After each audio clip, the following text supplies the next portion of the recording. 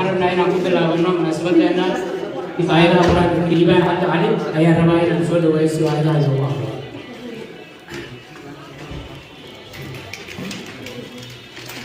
أعوذ بالله من الشيطان الرجيم. لا خير في كثير من نجواهم إلا من أمر بصدقة ومعروف وإصلاح بين الناس ومن يفعل ذلك ويدعو ريال تلفزيون كده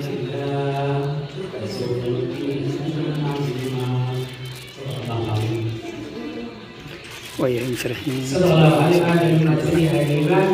ويعتز الزكاة كشة akan bertindak ke Somalia nanti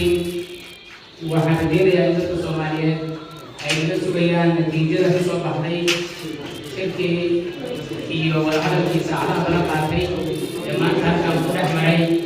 في وزارها يوصلين تكلم تزرق بدل هالكم زوجة مساعد بقى كلامنا لي سيدا زيادة بحندي سوى بينا بيان كي أهان نتيجة أبصر ولي نتيجة والعالم جماعة كم كتاعي وحنجار هاي نسول وهي محمد إبراهيم معلمه وبيان كحكومة سيو نووا كريم بيان إن شاء الله.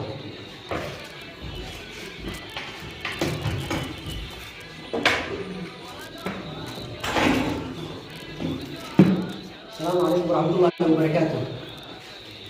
بسم الله الرحمن الرحيم. maanta way taariikhdu tahay 25 Febraayo 2022 waxaa shir isugu yimid magaalada Muqdisho ra'iisul wasaaraha xukuumadda federaalka Soomaaliya mudane Maxamed Xuseen Roble madaxweynayaasha dowlad goboleedyada Galmudug iyo Hirshabelle gudoomiyaha gobolka Banaadir iyo midowga murashaxiinta Soomaaliya wada xaajood iyo falanqayn dheer kadib waxaa lagu heshiiyey qodobada soo socda kow dowladda federaalka Soomaaliya waxay ka xun tahay wixii ka dhacay magaalada Muqdisho 19 Febraayo 2022 waxayna u tacsiyadeynaysaa shacabka Soomaaliyeed iyo midowga mashruuciinta ee waxyeeladu ay ka soo gaartay waxaana la isla gartay in loo saaro guddi madax bannaan oo baaritaan ku sameeya sidii ay ku dhaceen labo sida uu qabo qodobka 20aad ee dastuurka ku-meel gaarka ee Jamhuuriyadda Federaalka Soomaaliya qof kasta waxa uu xaq u leeyahay inuu abaabulo kana qayb galo bannaanbax si xasilooni ah cabasho loogu muujinayo sidaa darteed xukuumadda federaalka Soomaaliya waxa ay damaanad qaadaysaa in ay ilaalinayso xuquuqdaas dastuuriga ah saddex dowladda federaalka iyo midowga murashaxiintu waxa ay ka wada shaqaynayaan sidii loo qaban lahaa bannaanbax si nabadgelyo ah ku dhaca iyadoo dowladdu ay ilaalinayso amniga iyo badqabka bulshada Soomaaliyeed afar dowladda federaalka Soomaaliya iyo midowga murashaxiintu waxay isla garteen in dib loogu dhigo mudaharaadkii qorshaysnaa maalinta Jimcaha ee ku beegan tahay 26 Febraayo 2022 oo bari barnaamijka dib loo dhigay waxa uu dhici doonaa muddo 10 cisho gudahood waxaana loo xilsaaray guddi wada jira waxaa la isku afgartay in arrimaha siyaasadda iyo doorashooyinka wada hadalladoodu ay sii socdaan ama la sii wado si loo gaaro qabashada doorasho xor iyo xalaal waa mahadsantihiin يوم هي معلم بيانك حكومة الصومالية وحنينا إن الصوماليات وين ورئيسين هي أو كذا في الاتجاه الذاتي وكامل الوزارة محمد حسين روبلة قلنا عن الجالس عرفاس وحمك عن تقلع إن سيأي كوباديان وناقص درب كودر وموجيان عن في المدن بوغسيو dadka sharafka badan ee halkan jooga ee mas'uuliyiinta waxaan rabaa inaan ku horeysiiyo gudoomiyaha gobolka Banaadir ahna duqa magaalada Muqdisho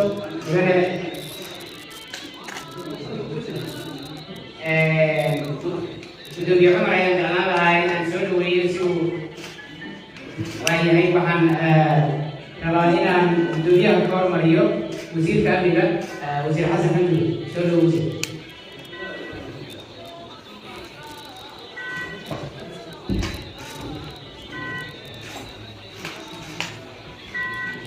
بسم الله الرحمن الرحيم الصلاة والسلام على رسول الله وعلى آله وأصحابه وزارها حكومة الدولة الصومالية مدن محمد حسين روبلة مدحوينياشا مع مقابلة كان يقول لك شباب مدحوينياشا هورك اللي بعد هذا لبدا قولة wasiirada madaxda kale ee meesha fadhida agaasimayaasha iyo howlwadeennada xafiiska mareeg ministerka iyo dhammaan warbaahinta dhammaantiin assalaamu calaykum waraxmatullaahi wabarakaatuhu. runtii maanta maalin weyn waaye, ummadda Soomaaliyeed maalin weyn bay u tahay. aad iyo aad aan u faraxsannahay wixii meesha ka soo baxay, waana bogaadinaynaa heshiiskan iyo isafgarabkan saacadaha dheer qaatay laakiin natiijada wanaagsan ka soo baxday. waana mirihii iyo baaqii uu soo jeediyey ra-iisul wasaaraha Soomaaliya jimcihii la soo dhaafay oo baaq nabad ku baaqay ayay tani miraheedu tahay. qodobka labaad, dowladdu markii ay go'aan gaaraysa waxay ku salaysay daraasad iyo qiimeyn. mar walbana waxay diyaar u ahayd markii haddii dib loo qiimeeyo dibna loo daraaseeyo oo wada hadal iyo hawl isku soo baxdo inay u hoggaansanto wixii ka soo baxay heshiiskaas. sidaas darteed wada hadalkan iyo qiimeyntan dib loogu noqday wixii ka soo baxay, wasaaradda amnigu anu mas-uulka ah waxay diyaar u tahay inay fuliso arrintaas. sida aan ognahay, amnigu qof walba waa ka wen yahay. shacabka Soomaaliyeed iskale dhib badan baa loo soo maray. inta meeshaan fadhida oo madaxda ah iyo in kaloo la shaqaynaysay ee dhimatay ama nool ayaa waqti badan soo geliyey. waana waxa cid walba oo Soomaaliyeed oo nacfigeeda iyo wanaaggeeda waa iska amniga. sidaas darteed wax laga tanaasuli kara ma aha. cid walba ama ha naqato dhinaca dowladda ama dhinaca kale ha naqatani aragtideeda u arkaysa sida ila tahay in amniga lagu sugo. laakiin waxaan ka midaysannaha dhammaanteen in amnigeennu uu naga weyn yahay, muxaafid iyo mucaarad uusan lahayn ee uu yahay maalka iyo dhaqaalaha ay ummadda Soomaali leedahay cid walba inay ilaalisaan loo baahan yahay. sidaas darteed horena waa ugu celcelinay, haddana waa ku celcelinaynaa. waxaan diyaar u nahay in wax alla wixii heshiis ah iyo wax alla wixii isafgarasho ah iyo qiimeyna inaan fulino. wasaaraddu saasay diyaar u tahay. aad iyo aad u mahadsantihiin. wasalaamu calaykum هذه هذا يوم أسنتي ويوم أسنتي هاي وزير كلامنا يدمان يوم أوشان سوشيالي وأخذ باركور ريان كنتي ألوين الصومالي ونطحي يدرس الصومالي كلهاتو وحنا كجوا هاي نسكنا كلمة كوبان بسول ويرو دنيا هو الكبرات راح نقوم بعرض نشوف دنيا هذا.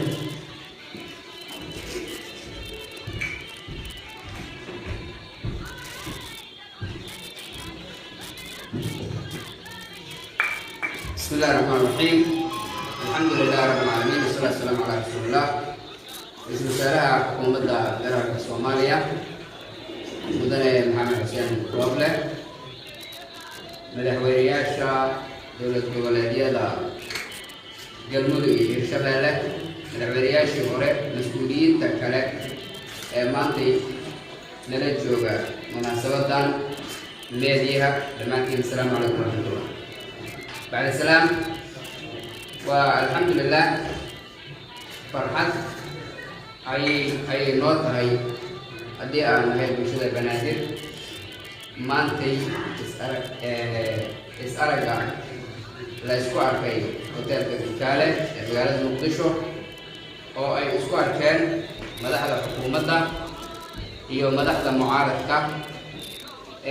taasoo sida laga dhawaajiyey communiqueegi halkan ka soo baxay la isku afgartay meeshii ay joogtay awal in la isaga soo dhawaado, nabad iyo tafaahum laga wada shaqeeyo. arrintaas ayaan anigoo ku hadlaya bulshada reer Banaadir codkooda soo dhaweynaynaa. runtii bulshada gobolka Banaadir oo aan hubo mas-uuliyiinta halkan isugu timid inay u danqanayaan aad iyo aad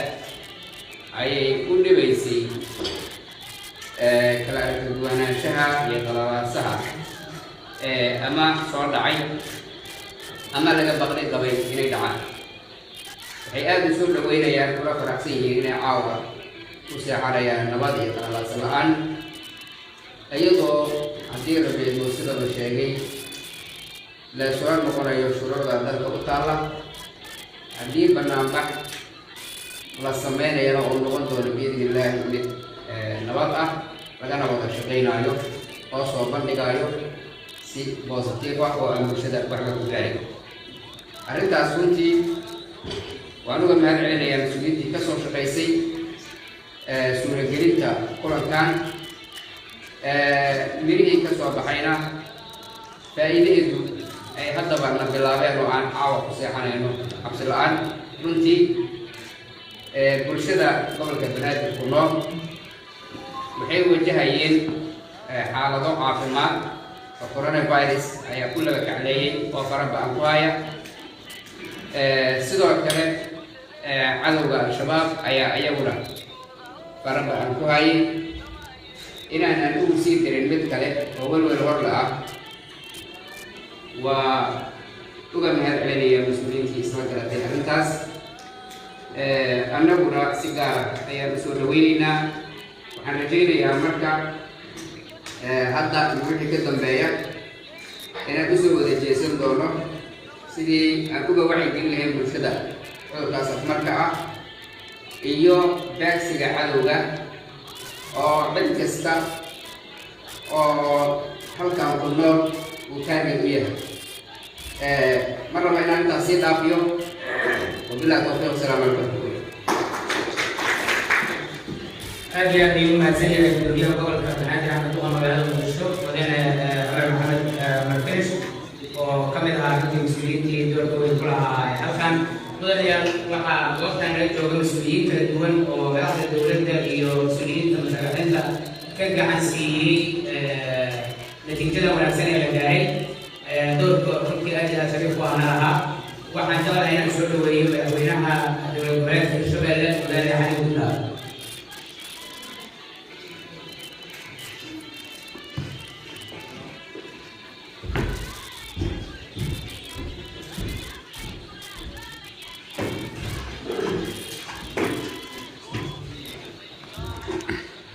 بسم الله الرحمن الرحيم الحمد لله رب العالمين والصلاة والسلام على رسول الله رئيس الوزراء روبلة مدحوينها دولة goboleedka galmudug madaxweynayaashii hore musharaxiinta xildhibaanada labada gole gudoomiyaha gobolka banaadir iyo guud ahaan inta ku sugan munaasabadan waxaan ku salaamay salaamta islaamka assalaamu calaykum waraxmatullahi wabarakaatuh bacda salaam allah yaa mahadnaas iskale xaqiiqdii qof kasta ee wanaagga jecel guud ahaan ummadda soomaaliyeed shirkan maanta laga dul sugaayey wanaagga laga gaaray iyo isfahamka allah ayaanu mahad celinaynaa wiilka lasoo dhaafana waxaan ku mashquulshanayn ama qof kasta ee waxgarata ay ku mashquulshaneeday kuna fikiraysay sidee lagu gaaraa xal sidee ummadda waxdhigeeda u roon ay ku wada jiri karto xalkeeda lagu gaarahay eeday ilaahay ayaanu mahad celinaynaa oo noo suuro geliyey in caawa la isku afgarto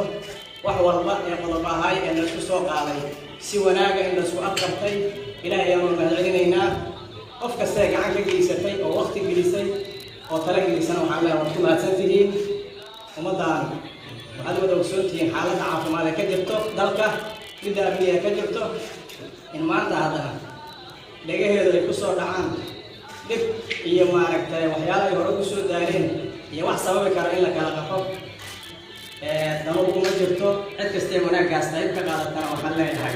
waad mahadsan tihiin waana rajaynayaa guud ahaan dadku waxay isku haystaan ma ahan dhaxal gooniya ma ahan ceyl mana ahan maaragtay asoohin waxaa la isku haysta waa siyaasadda dalkee iyadana waxaan rajaynaynaa guud ahaan wax la isku waafaqsan yahay oo raalli la isaga yahay in doorasha ay dalka uga dhici doonto oo xaqa oo xalaala oo raalli la isaga wada yahay inay dhici doontaan rajaynaynaa haddii ilaahay raalli ka noqdo caawa qodobadii la isku soo qaaday hadday tahay dhacdadii 19 iyo hadday tahay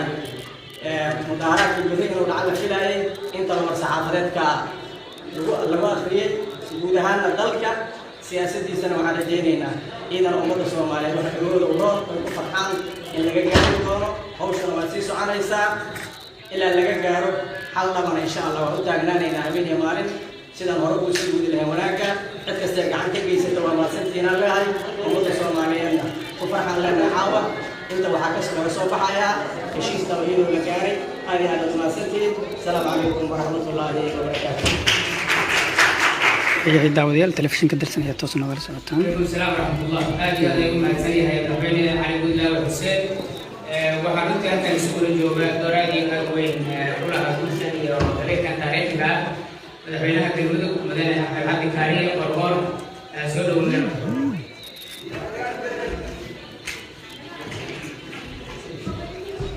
waayahay madaxweynaha dowlad goboleedka galmudug axmed cabdi kaariye ayaa hadda hadli raba oo isagu hadda la soo dhaweeyey.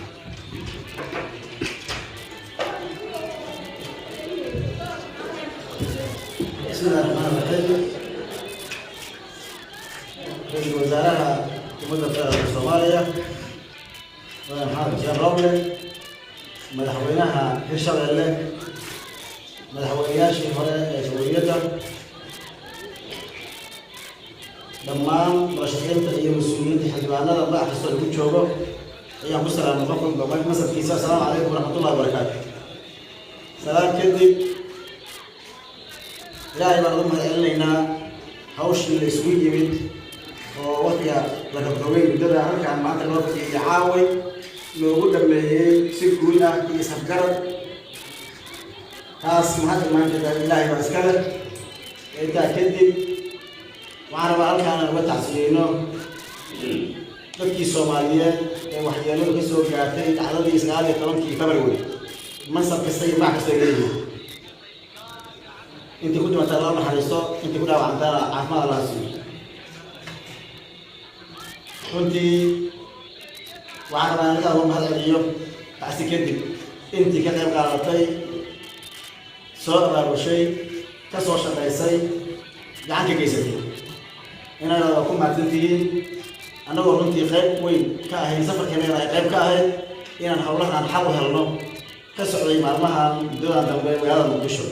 ilaahay subxaanahu wa tacaala waa annaga iyo intii ka qayb gashay waa nagu guuleeyey. dhammaan mas-uuliyiintii ka qayb qaadatay u talasushay isaga soo dhawaatay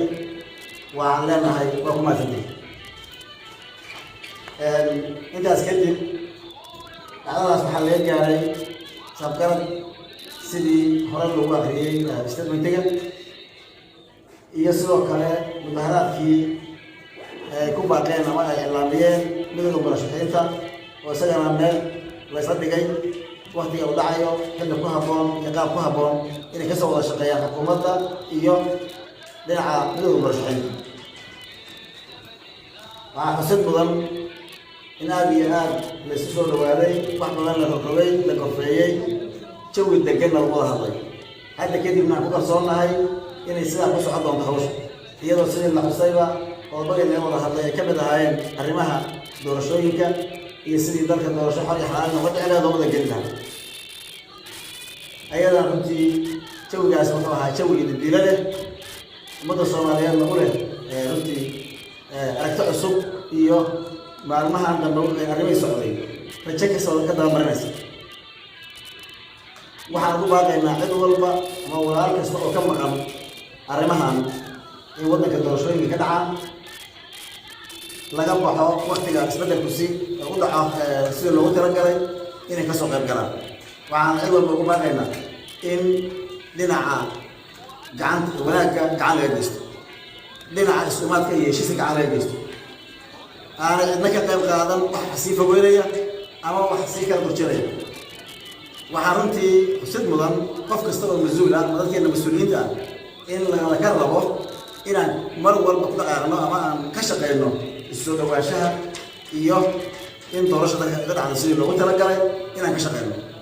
aanan marna ama deegaan ama dadka Soomaaliyeed mas-uuliyiinta ayna ku matalin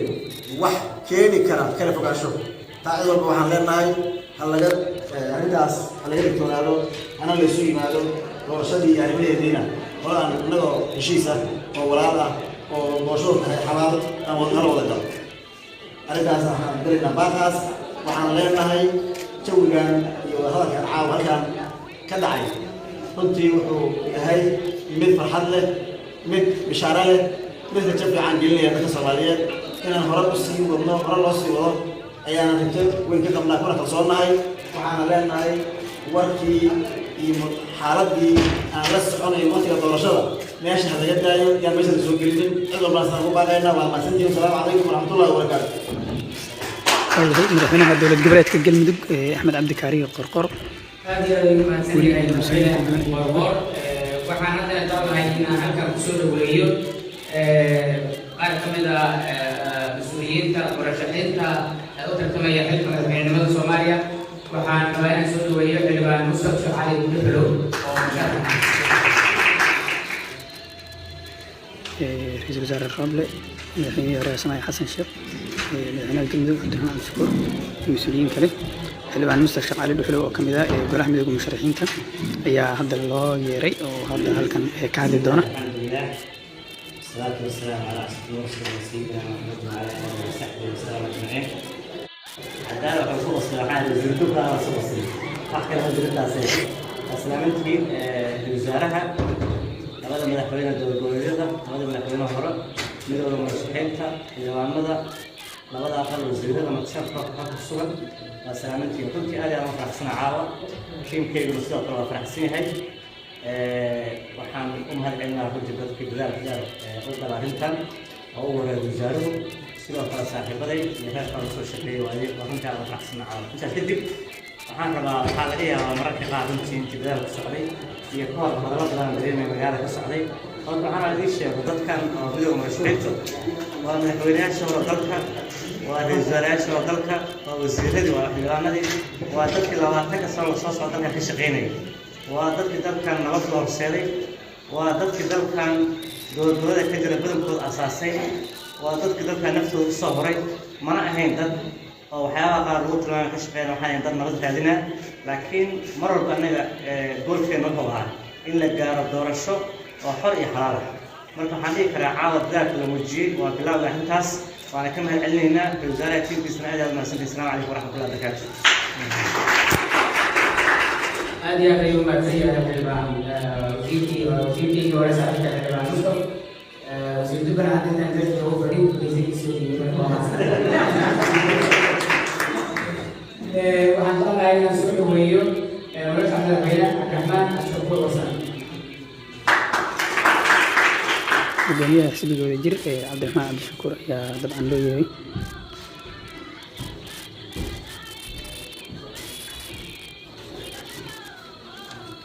بسم الله الرحمن الرحيم. أنا رئيس الوزراء الرياض. يرى الآن فقط عن تنفيذ كسر ما نعرف الفرق من فعله. أفكس عن السلام.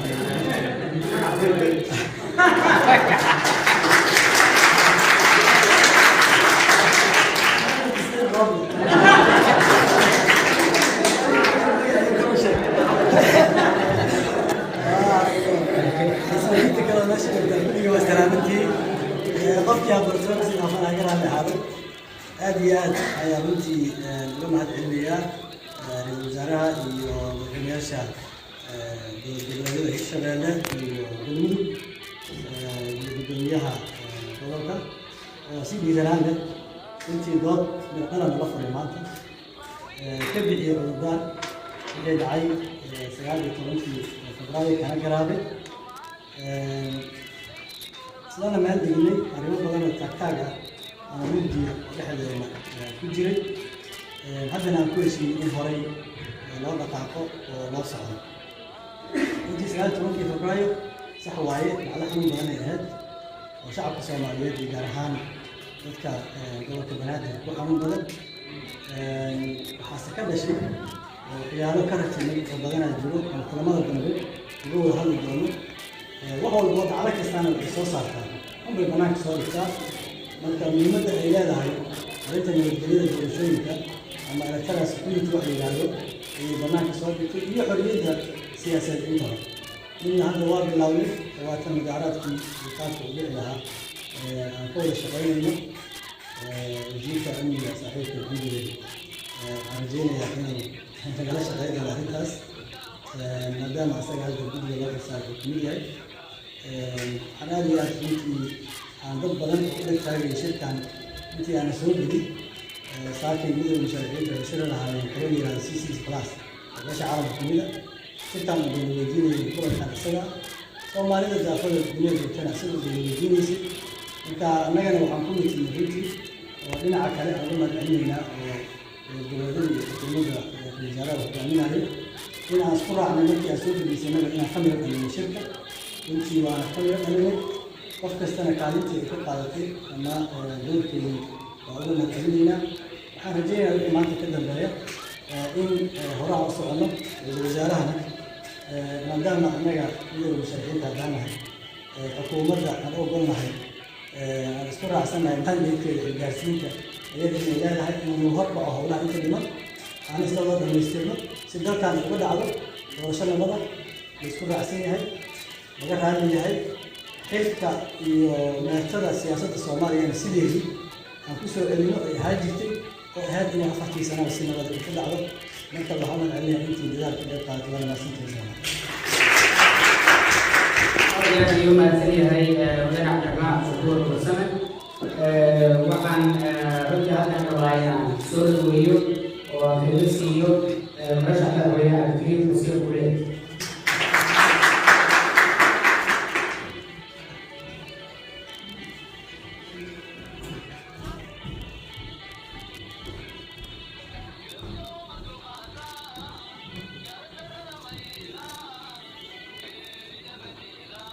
بسم الله والحمد لله والصلاة والسلام على رسول الله. السلام عليكم ورحمة الله وبركاته. الوزراء وزياشي هوري دنيا نور بنادم لأن يحويني يشهد لي اللي وانا بس نقرأ الزمان مشكلة صحيحة الزمان مسؤولية ومن هو السلام. سلام كبعد أنا طبيعي يا مبادئ الشيء سأتكلم كمان هل كان يبارك أسوكي دلال إيه والعرب إيه والحدود إيه ومدور الشعب سوسري runtii gacan ay geystay dad badan oo kala duwan oo xuduud u ahaayeen labada madaxweyne hirshabeelle iyo galmudug iyo runtii mas-uuliyiin kale oo kala duwan dhacdadii dhacday 9 Febraayo maantii waxay ahayd galmudug oo magaalada muqdisho guud ahaan dadka Soomaaliyeedba ku taala cabsi badan iyo walwal badan oo beertay inuu dalkan hanaankiisa dimuqraadiyadeed iyo qaabkii isku dhiibka ahaa iyo nabadda ahayd oo ka weerto dhammaan cid kasta way ku mahadsan tahay dadaalka ay ka geysatay sida arrintaa iyada ah gaarashankaas qaldan aan loo aadin ee loo aado dhinaca nabadeed dhinaca dimuqraadiyadeed iyo dhinac doorashooyin lagu wada qanacsan yahay loo aado waxaan rajeynayaa wadahadalka maanta meeshaan ka dhacay oo xalintii wadahadal aad iyo aad صراحة وشيء لبلا يجري إنه برسولي دور ضرب دورشة نظيفة كدعوة دورشة حق حلال كدعوة دورشة برسولي كدر كان وقصور على ما الدنيا صار آخر إنه كدعوة إنه برسولي دور إن شاء الله تعالى ما شاء الله حسن على جميع هذا هو أهل إنه وين واحد بدن الدنيا ولا حد بدن ولا حاجة دي ويكمل تهيئ عظيم 9 Febraayo bulshooyinka soo socda iyo sidii loo taageeri lahaa waxaan ku ballanay in halka laga sii wado si dalka doorashadiisa iyo hanaankiisa doorasho ay u noqoto mid heshiis ah ra'iisul wasaaraha iyo xukuumaddiisa aad bay ugu mahadcelinayaan dadaalka iyo fahamka iyo tanaasulka iyo wanaagga badan oo ay muujiyeen wadahadallada iyo waxa socday sidaas la mid ah midowga madaxweynaha oo maanta aad iyo aad wanaag wanaagsan la soo galay hoolkan la soo galay ayaga dadkooda tanaasul aad iyo aad u tiro badan ayay muujiyeen waxaan dhammaan shacabka Soomaaliyeed kasoo jeedaan mahadanahay nabad wax dhiba iyo wax qalaad ah bulshada ku jiraan guddiina iyo hoygiina oo ku saaxiib insha Allah taala wassalaamu calaykum waraxmatullahi wabarakaatuh هذه اليوم الثاني هي مدحوينه هوري galmudug أنا مشرح مدحوينه ودنا عبدالكريم بشير بولاد waxaan hadana jeclahay inaan soo dhaweeyo madaxweynihii hore ee jamhuuriyadda federaalka ee Soomaaliya mudane xasan sheekh maxamuud.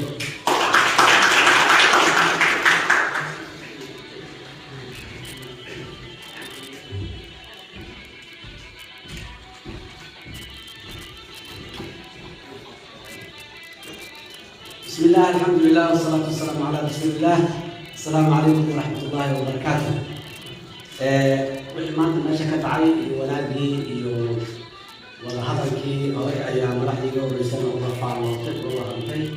howl aad iyo aad u wanaagsan ayaa maanta meeshaan ka qabsantay howl bilow aan yahay laakiin howl bilow uma ekeen intii howlku meel fiican soo gaartay meel fiican ayay soo gaartay inaha la sheegayna waa dhiman yihiin waa sii wadi doonaa waa sii dhamaystiri doonaa haddii aad yidhaahdo waxaan aad iyo aad ugu mahadcelinayaa wasaaraha xukuumadda mudane xasan sheekh roble oo runtii hogaamin iyo qaab iyo ka muujiyay maanta iyo baxsano badan wadaadadeedii iyada oo dadkana ay ka kaalmeeyaan ka xeerayeen haddana in la wada hadlo oo la fadhiisto oo la soo dhawaado way fiican tahay sida komunikeedka muuqateen waxyaabo badan waa la isku afgartay waxyaabo badan waa laga sii wada hadli doonaa hadafka ugu dambeeya oo la adeegsanayo iyo dalkaani doorasho ay ka dhacdo waqti ugu dhow ee suurtagalka ay ka dhacdo mid maxaan ku dhahay qaali lagu wareegayo oo lagu wada ganacsan yahay inay ahaato mid u horseeda dalkan deganaanshiya siyaasadeed iyo nabad iyo kalaaniyada iyo sharciyad xoog leh oo ay ka dambayso ka dhalato dowlad leh sharciyad xoog leh oo maxaan ku dhahay dadka Soomaaliyeed ay kalsoon caalamku kalsoon yahay ana aad iyo aad baan aaminsanahay in laga meeldhalin karo arrintaas la keeni karo haddii qof walba uu iska xil saaro uu ka adkaado hadalladiisa iyo in caaqifadaha iyo waxyaabaha waxaa laga hadlayo mustaqbalka ummaddan waaye laguma go'aamin karo caaqifad iyo qof maalin xanaaqe iyo qof rabitaankiisa iyo qofaf rabitaankooda iyo muxuu ahay laguma go'aamin karo waxaan rajaynaynaa biseylkaas siyaasadeed ee maanta halkan ka dhacay uu sii muuqdo sidoo kale waxaan aad iyo aad u ogaadinayaa mabdi'iyan in isla qaatay qof kasta oo Soomaali ah oo wax tirsanaya wax qaba ra'yi qaba in la dhageysto lala fariisto laga qanciyo waxa uu qabo ama waxa oo la rabo in la dhaqaaliyo lagu qanciyo ee markaas aan lagu qanacsanayn laakiin ma jirto haddii aad yidhaahdo maxaan ku leedahay isjoogid yani isqasbid ama xoog iyo maxaan ku xolaad wax ku raadin intaba ma jirto dalkaani waa ka yimid waayigii abaarta iyo maxaan ku leedahay xanafta waayigii walaalnimada isqadarinta isxiggelinta isugugaashaha ayaa lagu jiraa waan kusoo caanimaalnay horey haddana waan kusii caanimaali doonaa haddii aan leedahay waxaa mar walba noo qoran dastuurka aan leenahay iyo shuruucda dalka ay leedahay wixii markaa aan aad u caddayn ama ka maqan dastuurkana wada hadal iyo wada xaajood isqancin iyo wada ogol in lagu jiheeyo ayaa ayadana mabda muxuu ahay rasmi ah laislana wada ogolyahay haddii aan la yidhaahdo ayadoo la ilaalinayo dastuurka iyo shuruucda dalka ka jirta ayadoo la ilaalinayo dhammaan wixii xuquuq ah oo ay shuruucdaas iyo dastuurka bixinayaan haddana xuquuqaha jira ay mar walba tixgelintooda ayay leeyihiin waana la tixgelin doonaa jeceliya mar kale waxaan u hambalyeelayaa dhammaan madaxdii mas-uuliyiintii maanta halkan muddada dheer saacadaha dheer wada fadhiyey oo wada hadal kujira waxaan dadka Soomaaliyeed u sheegayaa farxad iyo wanaag caawa ku seexdaan haddii aad yidhaha inta dhimanna waxaan rajaynaynaa inay sidoo kale kusoo dhammaystiranto oo maalmo badan oo qurux badan ay noo soo socdaan haddii aad yidhaha ilaahay ilinkiis mar kale hambalyeelayaa dadka Soomaaliyeed soo joogaan aad iyo aad ayaa wanaagsantihiin asalaamu calaykum waraxmatullaahi wabarakaatu aad iyo aad ayuu mahadsan yahay madaxweyne xasan sheekh maxamuud waxaan haddana jeclahay inaan soo dhaweeyo madaxweynihii hore ahna gudoomiyaha midowda murashaxiinta mudane saliid sheekh axmed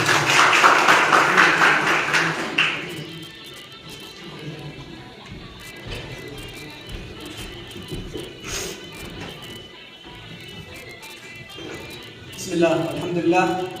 والصلاة والسلام على رسول الله وبعد رئيس وزراء محمد حسين روبله مدحويني هورا مدحوينها شكلمدو مدحويني هورا شكلمدو xildhibaanada iyo wasiirada dhammaan bacda saxaafadda iyo inta dhegeysanaysa waxaan ku salaamaya salaamta islaamka asalaamu calaykum waraxmatullahi wabarakaatu murashaxiinta maydo intaas markaan ka gudbo runtii sida mas-uuliyiintii iga horreeya ay sheegeen halkan waxaa ka dhacay wada hadal maanta laakiin sida laidin sheegay hore usoo socda ay ka qayb qaateen dad kala duwan dad muuqday dad aan muuqan marka hore waxaan rabaa in mahad celiyo dadkaas ka soo shaqeeyey wada hadalkan waqtiga soo socday maxay ahayd kuna soo gabagaboobay bayaanka dhacday oo la maqlaysay intaas markaan ka gudbo ani waxaan isleeyahay waa tilaab fiican hore loo qaaday bini aadamku inuu kala ra'yi duwanaado waa shay dabiici ah laakiin muhiim waxaa ah inuu wada hadli karo xalna ka gaari karo waxaa isku hay waxaan isku hayn waa dowladnimona waxaa asaas u ah wada hadal iyo sharci labadaas aasaaso waxaa laga yaabaa mararka qaar hal dowlad qofka si u fasir marka haddii aan laga wada hadla laga gaari kara xaq nidaamka dimuqraadiga ee maanta annaga aan u taagannahay ama aan ku shaqaynayno waa nidaam xukun marka in dadka Soomaaliyeed ay dareemaan dowlad ay leeyihiin oo ku jilcan oo sharciga ilaalinaysa waa arrin aad iyo aad muhiim marka anaga dhinaceena haddaan nahay murashaxiintii ama midowda murashaxiinta waxaan ka hadlaynay kaliya waxay ahayd dadka murashaxiinta ah ha helaano si waafaqsan dastuurka in ay heli karaan maxaan ku idhahdaa waxa dastuurku u saamaxayo waa inay political space heli karaan haddii ay wax ka qabaan dowladda waxa ay samaynaysa iyo barnaamij nabadeed samayn karaan iyo waxa la wada xiriir la leh arrimaha doorashooyinka ay ka mid ahaayeen heshiiskii dhuusamareed waxyaabihii ka soo laabtay sidaas oo kale waxyaabaha laga hadlaya sidaad malaysa waxaa kamid ahay 19 February wixii dhahay dhammaan waxyaabahaas oo dhan waa isla soo dhaweeyey walilahi alxamdulilah ku mahadsan waxaa rajaynayna waxa waaye inay wadahadalada sii socdaan laga miro dhaliyo dadka Soomaaliyeedna ay arkaan doorasho xor oo xalaal ah oo lagu wada ganacsan yahay natiijada laga aqbalsan yahay hore u sii socon karta sharafna u ahaan karta dadka Soomaaliyeed joogaan waxaan aaminsanahay ilaalinta sharciga waa wax muhiim ah waxa dastuurka loo qoray oo dowladnimada la isugu yimid oo halkaas loo wada fadhiyo waa taas ayaana qabnaanay dhinaceeda inaan ka ilaalino meesha looga aadan uga aadan ilaahay idankiisa dabcan mararka qaar waxaa laga yaabaa qofka inuu meel ka istaago sida aan sheegnay laakiin waxa lagu xallin karo waxaa ka mid ah in la isu yimaado oo la wada hadlo oo laga heshiiyo waxa maanta halkan ka dhacayna waa heshiiskaas kaasaana qabnaa inuu hore u sii socdo ilaalinta dastuurka iyo xuquuqda iyo xorriyaadka waa waxyaabaha dowladnimadu ku istaago marka qofku inuu mar walba dul istaago waa lagama maarmaan sababta waxa waaye waxa fawdada iyo kala dambeyn la-aanta iyo dhibaata dhacda keenaya waxaan aaminsanahay inay sharciga wada hagaagno marka dhammaantiin aan wada ilaalino sharciga aan wada ilaalino heshiisyada dadka Soomaaliyeedna sidaas ay nabad iyo horumar gaari karaan waa run dalka waxaa ka jira corona waa run waxaa ka jira amni darro laakiin ayaguna excuse uma naqon karaan xorriyaadkeeda excuse uma naqon karaan dadka la xakumo marka waxaan rabnaa labada dhinac in laga istaago qof walba meesha ku habboon uu ka istaago qofka maanta jooga beri ma joogo qofka beri jooga beri ma joogo dowladnimada sidaa ogna waa wareegto marka annaga dhan waxay nagu anfacaysaa sharciga inaan hayo maxaa yeele qofka maanta jooga xurmada u baahan yahay qofka aan joogin wuxuu u baahan yahay xuquuq isiino marka aad iyo aad umahadsantihin asalaamu calaykum aad iyo aad buu mahadsan yahay madaxweyne Khaliil Sheekh Axmed runtii maalintan weyn oo taariikhiga ah iyo munaasabadda qiimaha badan waxaa xuduudka ahaa oo hogaaminayay ra-iisul wasaaraha xukuumadda federaalka ah ee Soomaaliya waxaan jeclahay inaan soo dhaweeyo ra-iisul wasaare Maxamed Xuseen Roble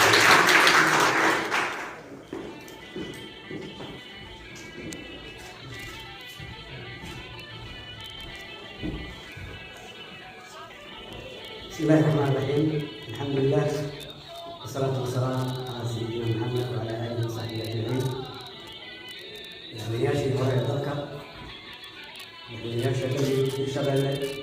madaxweynihii hore ee Galmudug musharaxiinta xildhibaanada wasiirada senatarada iyo dhammaan kasoo qaybgalayaasha assalaamu calaykum waraxmatullahi wabarakaatu. xaqiiqdii meesha aan taaganahay qofkii istaagayaa meesha cawdka xaqay leedahay in dad walaalahay ah aan maanta halkan kusoo galageysano heshiis is-afgarad ah oo aan soo gudbiyey statementkiisa. waxaan rabaa halkan inaan ugu mahadceliyo madaxweynaha jamhuuriyadda federaalka Soomaaliya mudane Maxamed Cabdullaahi Farmaajo oo runtii ugu garab istaagay iyo soo jeediyey hawshaan baaxadda leh oo culus inuu intuu si ugu wanaagsan. waxaan rabaa sidoo kale inaan u mahadceliyo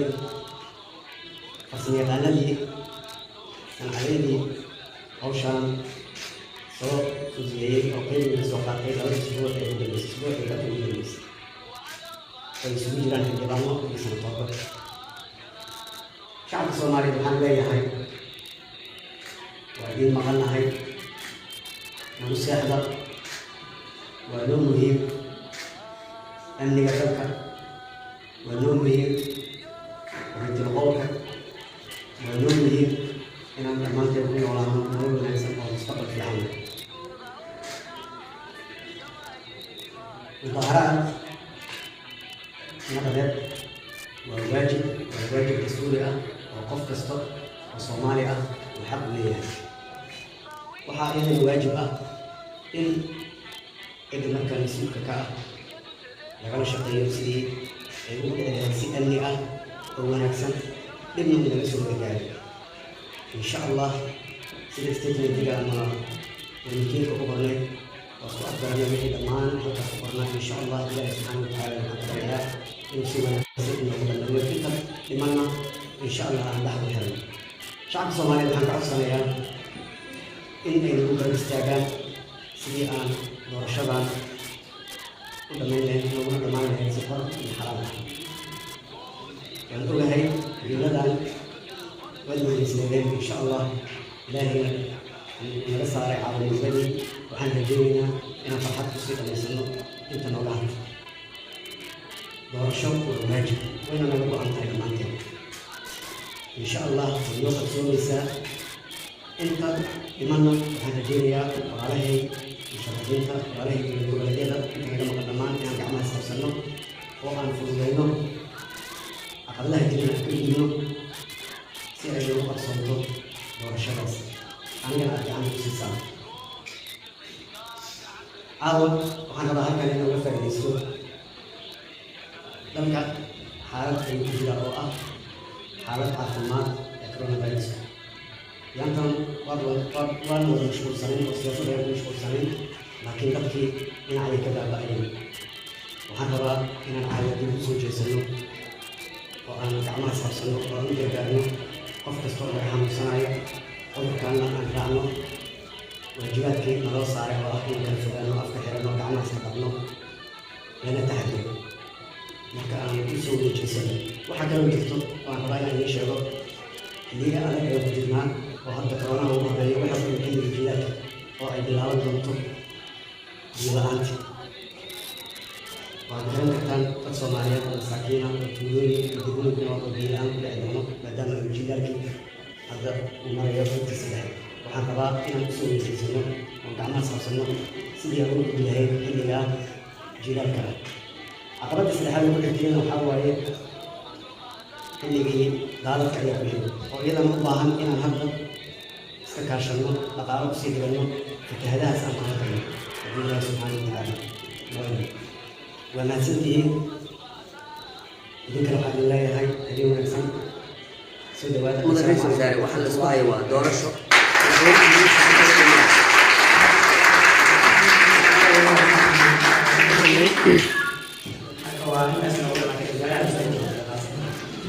ويهي داوديال تلفزيون كدرسن توصل على سبتان halkan ayuu kusoo gabagaboobay dabcan shirkii waxaana laga soo saaray kala duwan ويهي تلفزيون كدرسن توصل على سبتان داوديال halkan ayaa lagu soo gabagaboobay shirkii waxaana markaas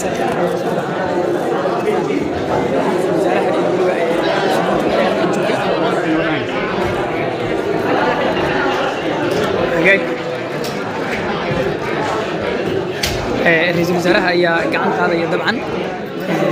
مسؤولين كانوا جوجا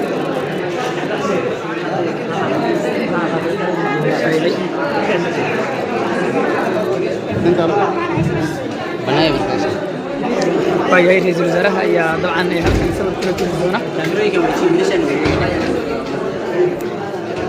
رئيس الوزراء جمهورية الصومالية محمد حسين ربلة طبعا هي مدحوياشا iyo ra'iisul wasaaraha ayaa geli doona sawir guud waxaana halkan dabcan ay ku geli doonaan sawir wadar ah hay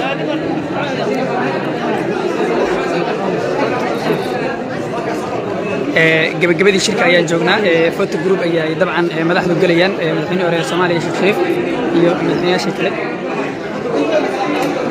hay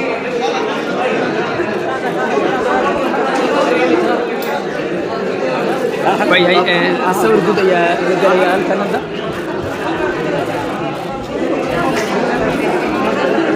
ويا مدحda ayaa sawir gelaysa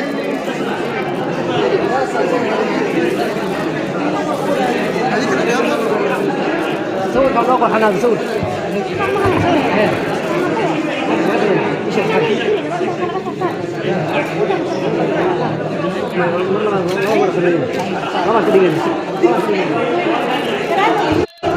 وياي sawir ayay gelayaan dabcan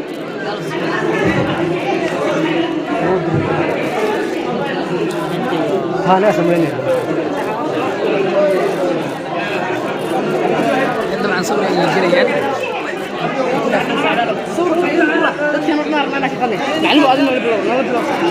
كل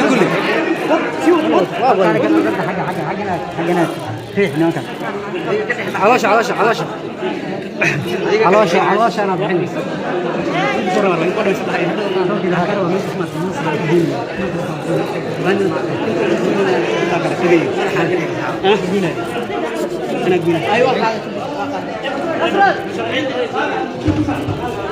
وياي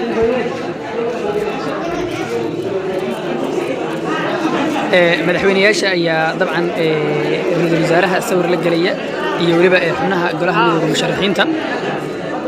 oo iyagu halkan sawirkooda geli doona waayahay madaxweynayaasha ra'iisul wasaaraha iyo waliba xubnaha golaha midowga musharaxiinta ayaa sawir wada galaya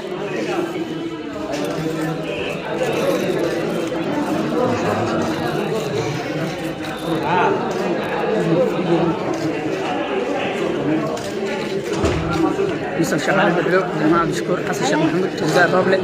مدحويني ورئيسنا الشيخ شريف عبد الكريم حسين جوليد مدحوينها الجيل مدو خرغور iyo madaxweynaha galmudug hirshabelle cali guudlaw ayay photo group ayay wada galayaan dabcan halkan ayaa shirkii lagu soo gabagabay sacab ayaa lagu soo gabagabay وياي داوديال انت برنامج midkan lamid aan ku kulmi doono waxaan ahaa maxamed ile oo halkan dabcan idinkaga soo gudbinayay barnaamijkan leefka oo halkan waa hotelka Dikale ee magaalada Muqdisho waxa lagu soo gabagabeeyay shirkii u dhaxeeyay xubnaha golaha midowga musharaxiinta madaxweynaha dalka iyo sidoo kale ra'iisul wasaaraha xukuumadda federaalka ee Soomaaliya iyo xubno ka tirsan golaha wasiirada waxaana laga soo saaray markaasi حالي هذا قلبه كردون أو حساب سبعة لوجه هذي وهي أنت أصلاً بسوا قبل تبيرنا برنامج كم داود ريال وحنا قلت لنا أنا إنجنير مالن وهالكن طبعاً إلى هذا الضل سنة تسمى سلاسي الجليو والسلام عليكم ورحمة الله وبركاته